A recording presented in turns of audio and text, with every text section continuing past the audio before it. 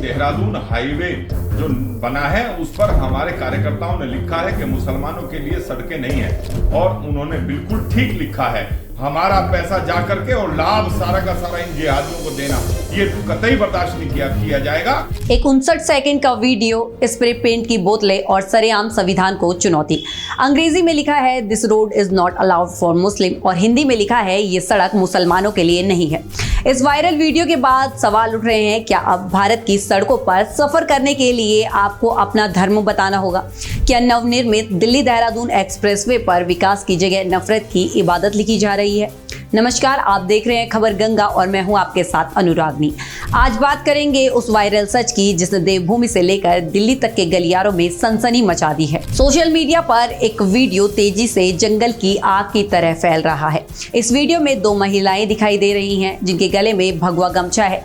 रात का वक्त है और जगह है सहारनपुर के बिहारीगढ़ स्थित दिल्ली देहरादून एक्सप्रेसवे की एलिवेटेड रोड। ये महिलाएं बड़े ही इत्मीनान से देहरादून मार्ग पर शिवालिक पहाड़ियों के बीच लोहे के पुल पर एक एलिवेटेड रोड के साउंड बैरियर पर स्प्रे पेंट चला रही हैं। एक महिला अंग्रेजी में लिखती है this road is not allowed for Muslim, और दूसरी ठीक बगल में लिखती है हिंदी में ये सड़क मुसलमानों के लिए नहीं है।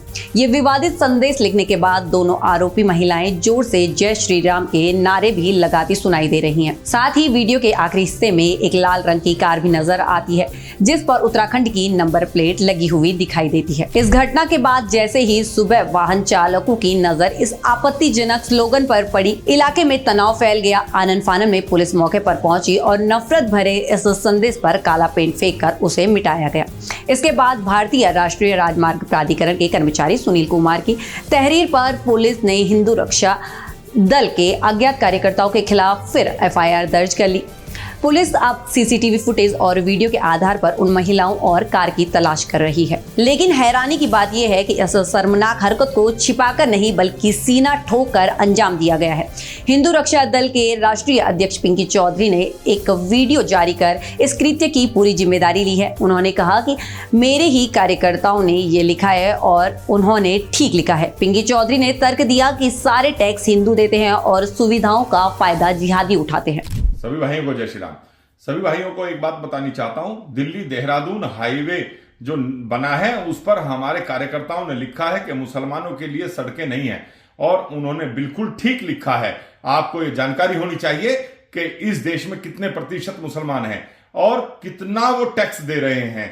और आपको एक बात बता रहा हूं, और भारत सरकार को भी ये चिंता करनी चाहिए कि हमारे टैक्स का दिया हुआ पैसा, सारा लाभ ये लोग प्राप्त कर रहे हैं। जितनी भी सरकारी सुविधाएं हैं उनका लाभ ये जिहादी उठा रहे हैं। और आपको एक बात और बतानी चाहता हूं, आप लोगों को सभी को एक चीज और सोचनी चाहिए। बहुत भाईचारे का पाठ ये सरकारें पढ़ाती हैं हम लोगों को, लेकिन आपको एक बात और बताता हूं, हमारे मंदिरों का, जितने भी बड़े मंदिर हैं उनमें से सारा पैसा सरकार को जाता है। अगर ज्यादा ही भाईचारे का पाठ किसी को लग रहा है तो वो ये देखिए कितने मस्जिद मदरसों का पैसा भारत सरकार को जा रहा है। हमारा पैसा जा करके और लाभ सारा का सारा इन जिहादियों को देना, ये कतई बर्दाश्त नहीं किया जाएगा, और पूरी ताकत के साथ विरोध किया जाएगा।